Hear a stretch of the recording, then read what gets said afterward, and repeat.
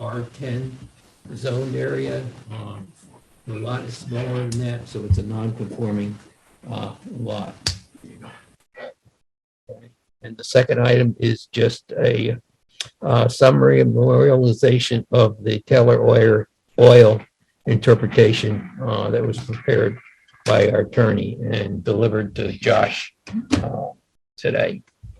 So with that, what we normally do is you tell us what you're looking for. We have a public hearing in case there's anybody from the public that wants to be here, and then close the public hearing and we deliberate on it, possibly ask more questions. But why don't you start describing what you've got? Okay, well, Patrick and Grace Thompson, we real brief history. We grew up in Pauling.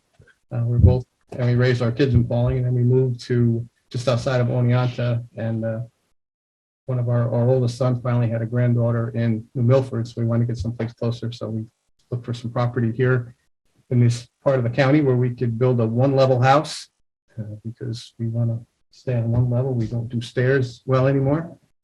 And we happened to find this one. We were fortunate. It was again a 5-acre lot, very hilly. The first 1 acre, the closest to the road, is relatively flat compared to the rest of it anyway.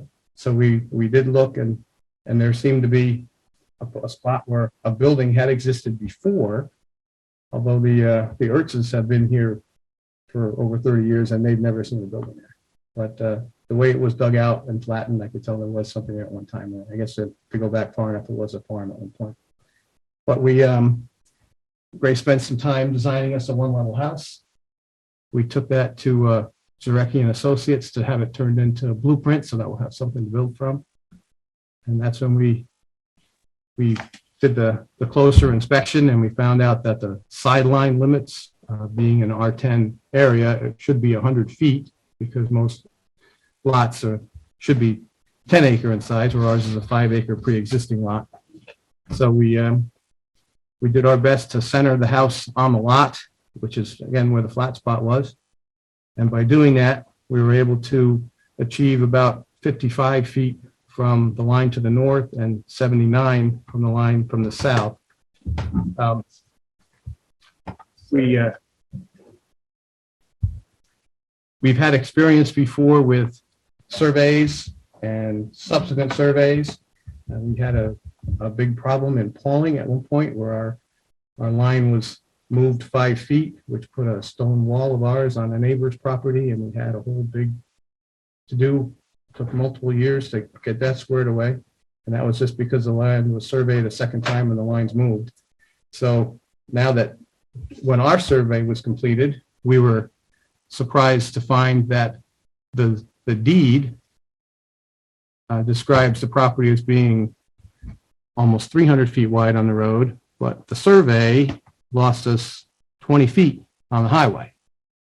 And we also lost 9 feet on this line up here, which should have been 45.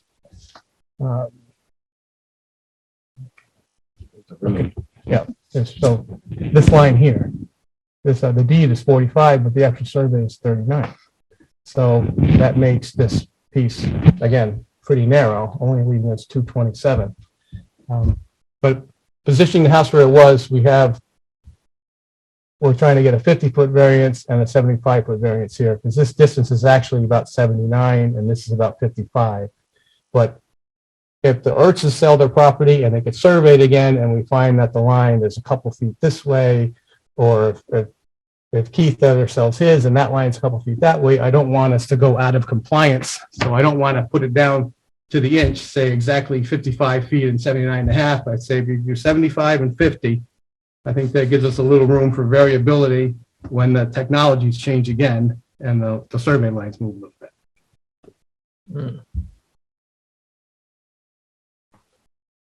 So the spot for the house right here, moving it to the front brings you more onto the grade, and trying to move it back is the same thing. You've got problems. So Moving it back gives us the real steep. And moving it forward would do somewhat the same then. Well, it would then negate our septic fields. My original plan, I wanted to put the septic fields down where you see the round circle, which is now the spoil pile. But when we dug the test hole there, D1, I found some shale at about 2 feet underground. So the Oh. county said, no way over there. D1 and D2 were out. D3 don't have the chart blown up, but D3 was acceptable, but too close to the house. So they have to move the septic fields out to where they are. So the house really can't get any closer to them, or they'd be moving downhill and they'd be out of the ground completely. Mhm. We kind of got shoehorned in once things got made out. Yeah. D3 is right, that little, yep, that square box is the septic tank. So that's where the tank is, and then the fields will come out this way. You have to, as you know, you need the 100% redundancy. So P2 is in the middle of the current site, and P1 would be the second set of fields that may have to be redone any time in the future. Having the house where it is also gives us a 350-foot driveway in order to reach do better than the 12% grade. We get an 11% grade if we push it out that far. So if we move it, then the driveway gets shorter and we go out of compliance for the fire Yes. department to get up the hill.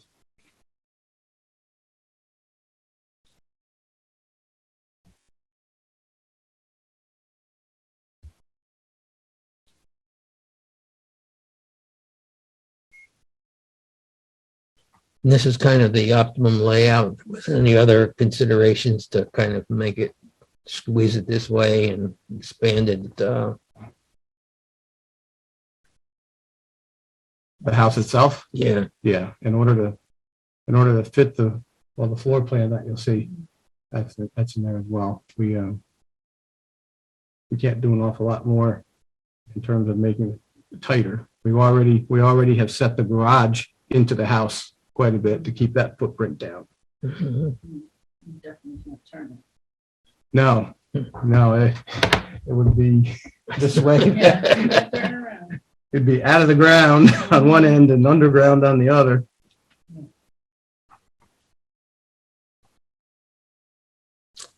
I think I'm good with questions. Katie, anything else? I don't have any questions, no. I Okay. think you've done very, very well to get us all this, just like. Thank you.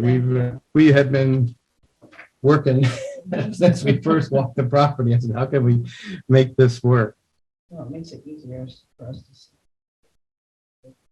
Well, and I don't know if you want to go through the pictures or not, but that kind of shows you the layout, the land. The land looks pretty flat when you see the pictures. When you walk on it, it's not really as flat. Mm. Okay, I have a motion to open the public hearing. So moved. Motion by Frank, seconded by Katie. All in favor? Aye. Opposed? Motion carried unanimously. Howard, any comment? No, you This- guys ran the EAF already, I'm assuming. Well, Yes, we already have an environmental impact point. Yeah, they submitted it and it looked fine. It's a type 2 for variance, so There's a little something where it's supposed to go over. yeah, there's nothing on the site. The creek runs on the other side of the farm. Yeah. And where's your septic? I didn't bring the map with me in relation to that. Their stream is way back here. Yeah. And our septic is. Yeah, I'm pretty sure it's far enough away. I apologize.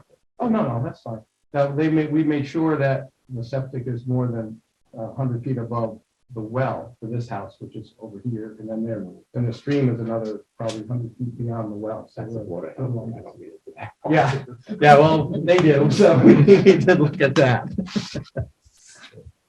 Did they give you a permit yet or not yet? Board of Health? It's in process. They take Yeah, I 10 know. weeks. They've had it Yeah. for about 7. So, We'll but see they if- haven't come back we'll and see if asked they any hit that 10 changes yet. weeks, yeah. So they said, put it here. So hopefully Good. they'll stick with that. Mhm. I do have for the public hearing part, my neighbor to the south, Keith Rinaldi, couldn't be here tonight, but he wanted to send his letter of support. Since we do have a letter, I'll read it into the record. Okay. What it says is, ladies and gentlemen, from what I know from what I now well know as the applicant's personal courtesies to me, their professional conduct and first-class handling of the subject real estate today, I wholly favor comment in the applicant's favor relative to the most reasonable and necessary request for an area variance. So keep that, give that to Kristen for the record. Okay. Keith is the tax attorney. Yeah. Can I have a motion then? Leslie, you have a, I was just gonna ask for the name of the person who wrote the letter for my minutes. That's helpful. Keith Rinaldi, Okay. All Thank you right. so much. Rinaldi. Perfect. Thank you. Is that a copy you can keep, or do you need me to make? a Um, copy? I didn't make a copy yet because he just gave it to me tonight, so if you can make a copy, I'll keep it. Sure. Thank you. can I have a motion to close the public hearing? I'll move that. Motion by Frank, seconded by Katie. All in favor? Aye. Aye. Opposed? Motion carried. Okay. In terms of looking at the criteria, I don't see, any real alternatives to what they're proposing. I don't see an impact to the environment or the area, so. I personally, don't see any real objections to where they've tried to put the location of the house. So, I agree with that. I agree with that. okay. First, Yeah, should we make a motion on we need a motion on the seeker? Title Type One, two. Title Two. Yeah, I'd make a motion that we consider this application to be type 2 under seeker, in that it's an application for an area variance for a single family residence.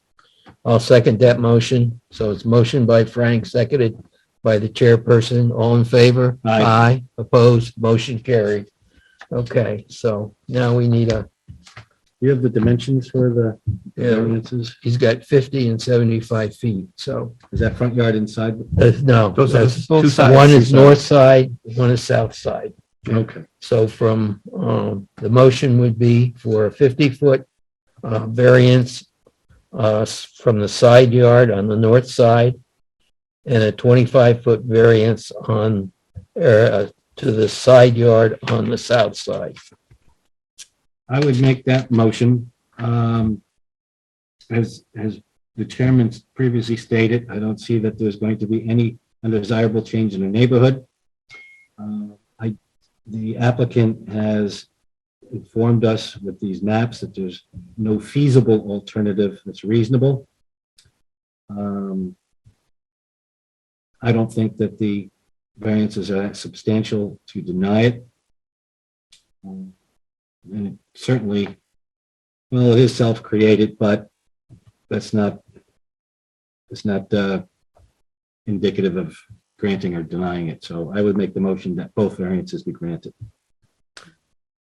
Katie, so motion by Frank, seconded by Katie on the motion. All in favor? Aye. Aye. Opposed? Motion carried. You're good You to good to go. go. Have fun. Great. So one meeting, one and done? One and done. Great. Yeah, we're easier than Board of Health. Now, we would understood it'd be a public and then the one later, but that's We great. did it all one night. No. You're welcome. Good luck with the house. Thank you. Yes. enjoy. Look, thanks. When's the next house that has 6 feet under? Yes. Yeah, the next house will be a very small one. Very, very small. Okay. All right, then I'll talk to James. He said he'd give us a building permit, pretty soon. But Yeah, now I don't know if it's too soon or I gotta line up a contractor. yeah, well, I've been trying. yeah, they're probably all booked pretty solid. That's been an issue, but we do have a lead, actually Jody Ertz's cousin, Bob. Oh God, I can't think, Bob Perry, I think is his name. Okay. Yeah, just make sure you're within the 6-month envelope from getting the building permit to when you can start. When we start, yeah. Now, starting includes breaking ground for the foundation. Yeah. Okay, yeah, we can. Just I put a have an shovel in the excavator. ground. I have an excavator already, so. Put a shovel in the ground, you got it. He can get us digging. Have a good night. Thanks again. Take it Okay. easy. I will send you. Went through these Okay. Tomorrow, email. I forgot to ask about the minutes as old business from the last meeting. Oh, we can do that. Any- I don't have any changes. I didn't see anything. I'll make a motion that we approve the minutes from May 17th, 2022. So motion by Frank, seconded by Katie, all in favor? Aye. So we approved the minutes from the last meeting. Thank Kristen. you. Yep. Okay. One more item. The last item is the memorialization of the Taylor Oil interpretation. Okay. Sarah did ask me to read the findings into the record again. Okay. Mhm. I'll summarize some of the points. The first one is the applicant is the owner of the property occupied at 23 Taylor Road and 24-32 Tinkertown Road, represented by Thomas Taylor, Kevin Taylor, and Joshua Mackey.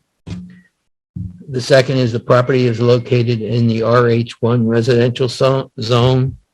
The permitting non-conforming commercial use of the properties are limited to the storage and distribution of gasoline, fuel, oil, or liquid petroleum, which predates the pertinent changes to the zoning code in or about 1971 that thereafter prohibits commercial use in the zone. 3, the operation of the concrete business, the property are not consistent with the prior legal non-conforming uses related to the oil and propane businesses because the concrete business is substantially different and not a natural extension of the lawfully permitted uses due to the following. One, the concrete business is a separate company named R&R Concrete Services LLC as acknowledged by the applicant. 2, the cleaning of the concrete and or cement from the concrete trucks. 3, the manufacturing of concrete mafia blocks. 4, the disposal onto the ground and surrounding areas of residual concrete from the truck cleaning, as well as the potential for raw cement left on the trucks, plus any additives that may be included to impact the area. 5, the noise associated with 1, cleaning the residue concrete from the trucks. 2, prolonged idling of the trucks at the property during cleaning or the making of concrete blocks. 3, the crushing of residual concrete on the ground. And 4, the equipment used to crush the residual concrete on the ground. 6, the crushing of the residual concrete and its removal. And 7, the potential to create cement and or concrete dust that may impact neighboring properties and property owners. 4, testimony at the public hearing acknowledge that the above mentioned changes in the use of the property only occurs with the start of the concrete business. 5, the addition of the commercial concrete business of the property is an unlawful expansion of the non-conforming use because it is substantially different in nature or its purpose from the existing non-conforming use related to gasoline, fuel, oil, or liquid petroleums. 6, the right to continue a non-conforming use does not include the right to extend or enlarge such a use. And she's got some state law references. The decision then was interpreting the town code, section 391, entitled Non-Conforming Uses, Buildings and Structures. The ZBA hereby determines that the applicant failed to prove that the code enforcement officer's decision to issue the notice of apparent violation was incorrect. The ZBA further finds that based upon the substantial evidence before the board, the applicant's expansion to include a concrete business at the property constitutes an unlawful change of the permitted prior non-conforming use related to the oil and propane business. Consequently, the ZBA hereby affirms the code enforcement officer's issuance of the June 21st, 2021 notice of apparently violation of code section 391. And then by roll call, the decision was adopted on April 19th, 2022. And just for the record, this was signed by myself, Kristen, and the town clerk, and a copy was provided to Josh Mackey today or sent to him today. It was emailed in today. So it meets the, I believe it's a 61-day deadline from the time we made the decision he is now free to appeal or do whatever he wants at this point, if he so wants to. Yep. Any questions on, No, I don't have any questions. okay. And you all saw the information on the decision on the Article 78, correct? Yes, I did. Yes. Okay, so that issue is to put to bed. Yeah. Unless he wants to go to the Court of Appeals in the state of New York. So with that, Katie, anything for next month right now? I said Katie, Kristen. No, that's all right. I'll answer. I Okay, No, not that I can think of right now. okay. Then can I have a motion to close the meeting? I'll make that motion. Motion by Frank, seconded by Katie, all in favor? Aye. Motion carried. We're adjourned. Okay.